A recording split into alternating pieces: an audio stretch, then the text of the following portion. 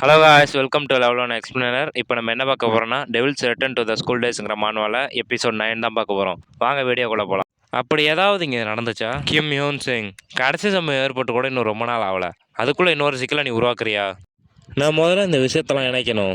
Park மிஞ்சனோட வாயை மூடுறது அவ்வளோ கஷ்டம் இல்லை. இங்கே அந்த பிரச்சனையே பிரின்சிபல் ஹோ தைவான் தான். ஒழுங்குபடுத்துகிற குழுவை பற்றிலாம் எனக்கு ஒன்றும் தெரியாது. ஆனால் பிரின்சிபல் இந்த பள்ளியை நாட்டோட சிறந்த பள்ளியாக மாற்ற விரும்புவார். இந்த நேரத்தில் இதை அவரை பார்த்தாருனா எல்லாமே முடிஞ்சிடும். இதை நான் மீண்டும் மீண்டும் செய்யணுமா? இந்த நேரத்தில் அந்த விஷயத்தை உனக்கு பார்க்க சொன்னல, நீங்கள் என்ன சொல்கிறீங்கன்னு எனக்கு புரியலையே. டீச்சர் கிம் என்னோட நண்பன்னு சொன்னான். மேஞ்சோன் கட்டுமானத்தை சக்ஸஸ் போரில் அவர் இருக்கான்.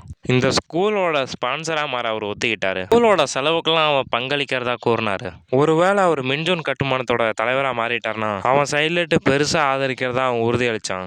உண்மையாக சொல்லணும்னா ஸ்பான்சர்ஷிப்புங்கிறது நன்கொடையோட வேறுபட்டது. அவங்க ஏதாவது செய்யணும்னு விரும்பினா மட்டும்தான் ஸ்பான்சர்ஷிப் பண்ணுறாங்க. மின்ஜோன் கட்டுமானத்தோட மூத்த மகன் கிம் பிம் என்ன நினைக்கிறான்னு எனக்கா தெரியும். சியோனில் ஸ்பான்சர் செய்கிறது மூலயமா என்ன அடைவார்னு தெரில. கம்பெனி இமேஜ் பெருசாகுமா இல்லை ரெப்புடேஷன் ஆகுமா? அது ஒன்றுமே எதுவும் இல்லை. கோ சன்பிம் ஒரு உதவி செஞ்சார்னா கிம் யோன் சிங் சியோன் ஹையில் கலந்துக்கிறாரு. எந்த பிரச்சனை ஏற்பட்டாலும் அதை மூடி மறைக்கணும்னு அவர் விரும்புகிறார். எதுக்கும் ஈடாக உன்னை இதை செய்ய சொல்லி கேட்கல. செயல்திறன் அடிப்படையில் உங்களுக்கு வழங்குகிற ஊதியம் மற்றும் பள்ளி வகையான பல சலுகைகளும் உங்களுக்கு தான் முன்னுரிமை அளிக்கப்படும்.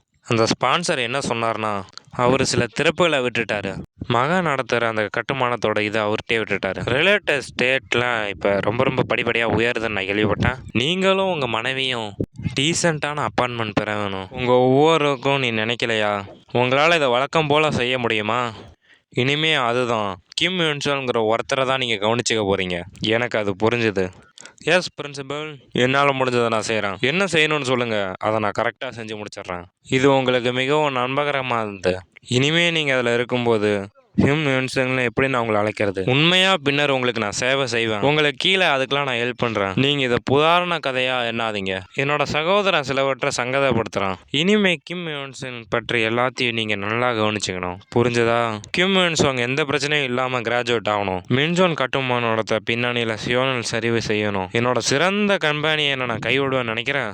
பிரின்சிபல், இப்போ நீ என்ன சொன்ன? இது அந்த பாஸ் டேட்டா? இது உண்மையிலே நியாயமற்றது தான். அவன் தான் முதல்ல வந்து நடித்தான். இந்த உலகத்தில் அவன் இருக்க ஏன் நம்ம அது அனுமதிக்கணும்? ஸ்டூடெண்ட்ஸின் ஒரு சீனியர் தான். அவன் தற்காப்பு கலையில் சிறந்தவன் நான் கேள்விப்பட்டேன்.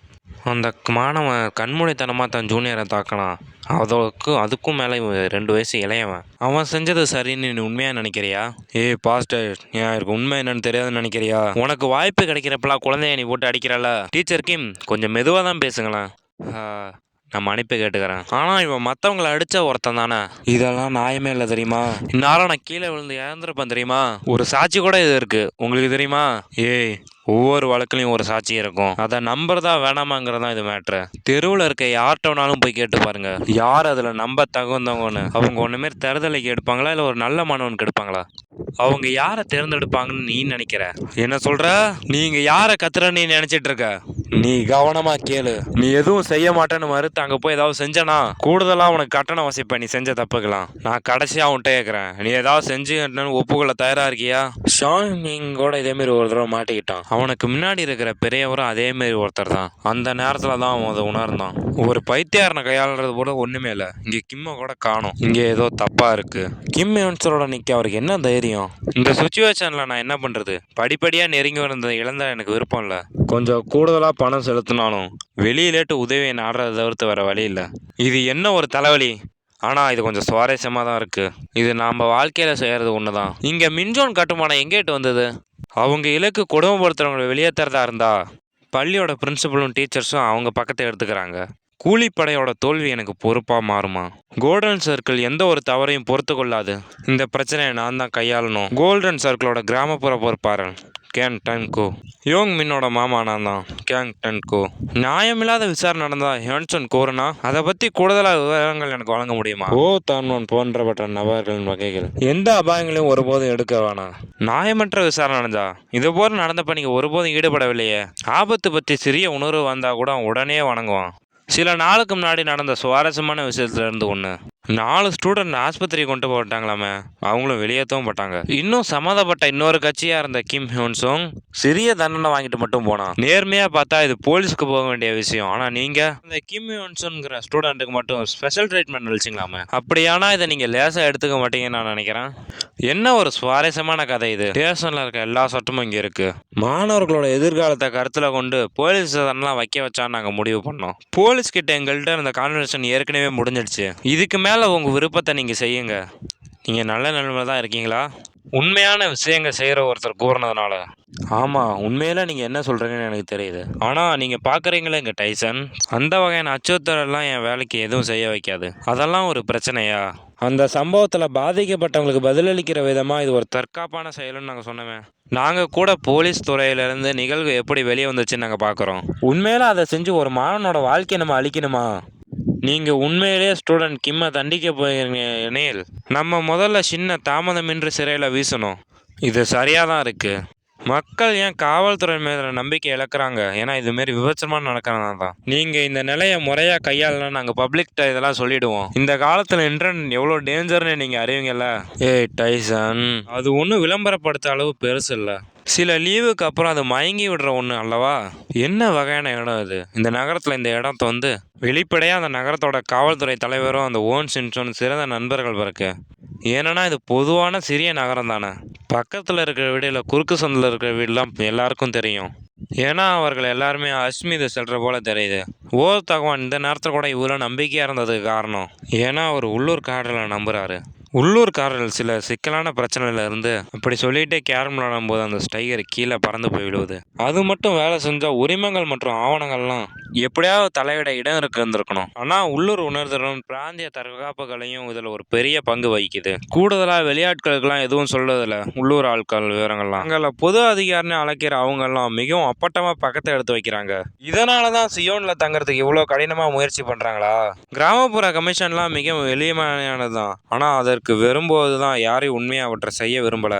கமிஷனில் ஏதாவது தப்பு நடந்தது தோல்வி விட்டுருச்சுன்னா இப்படி நடக்க நான் ஒருபோதும் விட மாட்டேன். எந்த ஒரு கமிஷன் விஷயத்திலையும் கோல்டன் சர்க்கிள் தோல்வி விட்டுறதே இல்லை. அவர்களோட தற்போதைய புகழ் அனைத்தையும் அதை நன்றின்னு சொல்ல முடியாது. கோல்டன் சர்க்கிள் இன்னொருத்தனை அனுப்பி கூட இந்த கமிஷனை முடிக்கும்.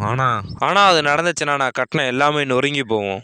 ஏன்னா கோல்டன் சர்க்கிள் அவங்க தோல்விக்கு காரணமாகல நிம்மதியாக இருக்கவே விட மாட்டாங்க. இந்த மாதிரி நேரத்தில் நான் அமைதியாக யோசிக்கணும். அந்த வகையில் ஏதாவது மோசமாக உருவாகிடுமோ? இந்த உலகத்தில் அப்படி எதை பற்றி தான் நீங்கள் பேசுகிறீங்க? நீங்கள் நிச்சயமாக உதவி செய்வேன்னு சொன்னீங்களே, இது உங்களுக்கு உண்மையாகவே புரியலையா? ஏய், நீ கோல்டன் சர்க்கிள்னு ஒரு ஜோக்குன்னு நினச்சிட்டு இருக்கியா? கூலி படம் நீங்களா இல்லை நானா? கூடுதலாக பணம் கிடைச்சதும் நீ என்ன சொன்ன? இது கஷ்டமாக இருந்ததுனால தான் உங்களுக்கு உதவி பண்ணோம். நீங்கள் என்ன உங்களை புஷ்ஓவராக அழைச்சிட்டு போகிறீங்களா? அது இல்லை, அதெல்லாம் கேளு. நான் விரக்தி அடைகிறதுனால தான் இதை உன்ட்ட நான் சொல்கிறேன். இந்த நிலைமையை நீங்கள் முறையாக படித்து புரிஞ்சு கொண்டு பதிலளிங்க. கிம் யோன்சோங்க அழிக்க யார் சொன்னாங்க? அவங்களோட கிரேடை இழுக்க சொன்னாங்களா? உங்களை ஜூனியரை அனுப்புனாலோ இல்லைனா நீங்களே அதை செயல்பட்டாலோ தேவையான எந்த வழியை கூட பயன்படுத்தி அவனோட கிரேடை குறைங்க. ஆசிரியர் அவங்க ஆதரிச்சா என்ன பண்ணுது? அவங்க எல்லாவற்றையும் மறைப்ப முடியும் என்பது போல் இல்லையா? நீங்க நீண்ட காலத்துக்கு முன்னாடியே என்னோட காப்பீராக அவர் இருப்பார்னு சொன்னா, ஆனா இப்ப அதே மாதிரி நினைக்கிறாரா? யான்மேன் கேளுங்க, கோல்டன் சர்க்கிள் ஒருபோதும் தோல்வியை ஏத்துக்காது. நீங்கள் கமிஷனுக்கு நடுவில் விட்டுட்டா இல்லை தோல்வி விட்டீங்கன்னா எங்கே திரும்பி செல்லுத? கிம் யோன்சன் இரண்டிலிருந்தும் நீங்களும் எல்லாத்தோட விலையை வச்சு அதை தீர்க்கவும் என்னால் என்ன செய்ய முடியும்? இவ்வளோ நேரம் கழிச்சு என்னால் செய்ய முடியுமா? நான் உங்ககிட்ட சொன்னேன் இல்லையா? கொஞ்சம் பின்னாடி திரும்பி பாரு. ஏய், ஷின்னோட முகத்தில் என்ன இருக்குது? ஏய், அவர் நேற்று போராடினார்ல இந்த கிம் யோன்சங், அந்த புதிய சைக்கோவோட. அந்த கிம் யோன்சோங் முற்றிலும் பின்வாங்கினால அந்த கிம் யோன்சோங் அந்த புதியவர் பள்ளிக்கு பின்னாடி வரவில்லையா? எனக்கு அது நினைவில் இருக்குது. அவன் முதுக பார்க்க சொன்னபோது அது உண்மையாக இருந்தால் அவன் உண்மையிலேயே ஒரு பைத்தியம். நான் சொன்னல உன்னை பின்னாடி திரும்பி பார்க்க சொல்லி. அந்த அசிங்கமான கம்கான் உங்கள் சொந்த வாழ்க்கையை விட முக்கியமாக இருக்கணும் இல்லையா? என்ன அப்படி சொல்லிட்டு குத்த வந்த கையை அப்படியே நிறுத்துறான். உங்கள் தரகர் பிரின்சிபல்கிட்ட பேசினதுலேருந்து உங்கள் நிலைமை வெளியானுச்சு. ஆனால் அதை நீங்கள் பார்க்குறீங்க. நீங்கள் அதை நன்னா நினைவில் வச்சுக்கணும். உங்களுக்கும் அது தெரியும் இல்லையா? மின்ஜோன் கட்டுமானத்தோட மூத்த மகன் என்னோட ஸ்பான்சர்னு. எந்த ஒரு சிறிய பிரச்சனையும் சீக்கிரமாக முடிக்கணும்னு எனக்கு ஒன்றும் அவசியம் இல்லை. இது உங்களை வெளியேற்றுறதோட முடியும்னு நீங்கள் நினைக்க வேணாம். என்னோட முட்டாள்தனமாக குழப்பம் அடைஞ்சதுக்கப்புறம் நான் உங்களை அதுக்கப்புறம் நீதிமன்றத்துக்கு அழைச்சிட்டு போய் உங்கள் குற்றப்பதிவெல்லாம் நன்னாவும் நீளமாக இருக்கும்னு நான் செய்வேன். நீங்கள் இறுதியாக சிறையிலேருந்து வெளியே வரும்போது மின்ஜோன் கட்டுமானத்தோட மக்கள் உங்களை காத்திருப்பாங்க. அந்த மக்கள் உங்களை அனைத்து வகையான முறையிலும் உங்களை பயன்படுத்துவாங்க. டீசனுக்கு அருகே எங்கேயும் நீங்கள் குடியேற முடியாது என்கிறத உறுதிப்படுத்த நீங்கள் ஒரு நபரை போல நடத்தப்பட வேணும்னா உங்கள் சொந்த ஊருக்கு போகிறத தவிர வேறு வழியே இல்லை. ஆனால் அதோட உங்களை விட்டுடுவான்னு நீங்கள் நினைக்கிறீங்களா? நீங்கள் எதை பற்றி இருக்கிறீங்க? நீங்கள் நீதி அல்லது ஏதாவது ஊக்குவிக்க விரும்பியதா? இல்லை. என்ன? எனக்கு ஒரே ஒரு விஷயம் மட்டும்தான் வேணும். என்னோட குழப்பமான பாச்சை அணினை செய்ய முடிவு பண்ணு. சாதாரணமாக இந்த பள்ளியில் நீ சேர விரும்பினா, நீ சட்டியில் ஒரு ஹியூமன் மாரி நடத்த விரும்பினா, டிராகனோட கோலில் உன்னோட பல்லெல்லாம் இப்போ பிடுங்க போகிறேன். உன்னால் தாக்கப்பட்ட எல்லா குழந்தைகளும் செஞ்சதை போல அப்படின்னு சொல்லிட்டு கீழே விழுந்து அவனை எடுத்து சட்டையை பிடிச்சி மூஞ்சில் குத்துறான். மாறி மாறி குத்துக்கு அவன் வாயெல்லாம் பெருங்கி போய் கிடக்கு. அவன் விரும்பின எந்த நேரத்துலையும் என் முகத்தை அவன் நொறுக்க முடியும். ஆனால் அந்த ப்ராப்ளம் இந்த ஃபர்ஸ்ட் எய்ட் தான். ஆனால் நான் இன்னும் இந்த கீ யூன்ஸோங்க இப்படியே விட்டேனா கோல்டன் சர்க்கிள் நிச்சயமாக என்னை கண்டுபிடிச்சி தோல்வியோட விலையை என்னை செலுத்த வைக்கும். வதந்திலாம் உண்மையாக இருந்தா என்கிட்ட இருந்த எல்லாத்தையும் அவங்க அழிச்சிருவாங்க. நான் இப்போ அந்த ஒப்பந்தத்தை கைவிட்டாலும் அப்படியே தான் முடிவடையும். அப்படின்னா வெளியேற்றப்படுவது மற்றும் என்னோட பதிவுகளில் ஒரு மீது அடையாளத்தை கொண்டுள்ளது. ஓ, இப்போ நான் என்ன நினைக்கிறேன்னா, அப்படின்னு பெஞ்சில் அவன் தலையை முட்டிக்கிறான். அந்த பணத்தை நான் எடுத்துருக்கவே கூடாது. இதனால் அவங்க இங்கே வந்திருந்தா கிம் யோன்சங் தான் தரங்களை பிடிப்பான்னு நான் உட்காந்து பிரார்த்தனை தான் பண்ணணும். அவன் சற்று கீழே சென்றானா சில மோசமான சிறிய நேரங்களை வாங்க முடியும். மிக மோசமான சூழ்நிலை வராதுன்னு ஷிம் யன்சிங் பிரார்த்தனை செஞ்சிருந்தாரு. அச்சுறுத்தல் இப்போ செயல்படுவோம், ஆனால் இது ஒரு தற்காலிக தீர்வு மட்டுமே. இடைக்காலம் முடிஞ்சதும் இது முற்றிலும் மாறி போகும். இடைக்காலத்தில் நான் ஆச்சரியமான தரங்களை பெறுற தருணம். பலவீனமான விவகாரங்கள்லாம் இதனால் செதஞ்சு போகும். ஷின் யமிங் எல்லாவற்றிலையும் உயிர் வாழ முயற்சிக்கிறான். கோல்டன் சர்க்கிள் கமிஷனெல்லாம் முடிக்க வேண்டிய நேரம் இது. ஒப்பந்தக்காரர் என்னை இழுத்து செய்கிற முயற்சியிலிருந்து அவநம்பிக்கையோடு இருக்க போகிறான். ஹீரோ பார்த்தா எல்லாத்துலேயும் 100க்கு 100 வாங்கி வச்சிருக்கான். சிக்கலான உணர்ச்சிகள்லாம் சேகரித்து வெடிக்கும். நான் பாடுபடுறதை இதில் அடையணும். அந்த நல்ல முடிவுகளை அடையிற வரைக்கும் எந்த முறையும் எனக்கு தேவையில்ல. இது முதன்மையாக மின்ஜோன் கட்டுமானத்தை பயன்படுத்துறது மூலமா அது குறைவாகவோ இல்லைனா கொடூரமாகவோ இருக்கலாம். முடிவுகளை பாருங்க, எல்லாமே திட்டமிட்டபடி சரியா நடக்கலையா? இப்போ சுயநிலையத்தோட எல்லாரும் துணிவாங்க. தீங்கால கட்டப்பட்ட வலுவூட்டப்பட்ட சுவர் அது கிம் யோன்சோனுக்கு மிகவும் உறுதியான பாதுகாப்பு உணர்வை கொடுத்தது. மேலும் அந்த குத்துகளை வீசுவதை நிறுத்த அவன் வேண்டாம். அது உங்க விருப்பம். எந்த வகையான தீவிர சூழ்நிலை கட்டாயப்படுத்தப்பட்டாலும் உங்க உடல் வரம்புக்கு அப்பாற்பட்ட விருப்பம் உங்கள்கிட்ட இருக்கிற வரைக்கும் நீங்க ஒருபோதும் தோக்கடிக்கப்பட மாட்டீங்க. ஆமா, அவ்வளவுதான். சூழ்நிலையை பொருட்படுத்தாம நீங்க ஒரு பஞ்ச் விட்டீங்கன்னா மோசமானது கூட நீங்க சிந்திக்கவும் பதிலளிக்கவும் முடியும். இது போலவே அப்படியே சொல்லிட்டு கோச் குத்த வராரு. அதுலேட்டு ஹீரோ எப்படியோ கடைசியில் தப்பிச்சு அந்த கோச் ஸ்டார்டிங்கில் யூஸ் பண்ண மாதிரி வளைஞ்சு வந்து அவங்க வயிற்றுலேயே ஒரு குத்த விட்றான் ஹீரோ. நல்லதுடா, இந்த பயிற்சி அவ்வளோதான். அவனுக்கு நிச்சயமாக திறமை இருக்குது. அந்த கூர்மையான தாக்குதல் என்னால் கூட செய்ய முடியாது. அதெல்லாம் அவங்க கூடயே பிறக்க வேணும். சுத்தம் செஞ்சதுக்கப்புறம் வீட்டுக்கு போ. பயிற்சி போலவே ஓய்வு முக்கியம். Okay sir. இது ஒரு பண வர்த்தகமாக இருந்தா நான் ஒரு தொழில் முறையை அறிமுகப்படுத்தியபடி அவன்கிட்ட சொல்லியிருக்கலாம். சில நாட்களுக்கு முன்னாடி நானே கூடுதல் பயிற்சி செய்யலாமான்னு திட்டமிட்டேன்.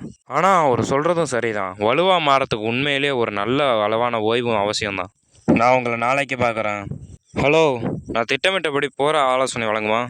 கிம் சின். ஓ சாரி காய்ஸ், வீடியோ லேட்டாக வருதுன்னு ஃபீல் பண்ணாதீங்க. இனிமேலாவது ரெகுலராக வீடியோ போல போகிறேன். நான் காலேஜ் போகிறதும் ஃப்ரீ டைமில் தான் உட்காந்து எடிட் பண்ண வைக்கிது. என்னை மன்னிச்சிருங்க. இனிமேல் ரெகுலராக வீடியோ வரும்.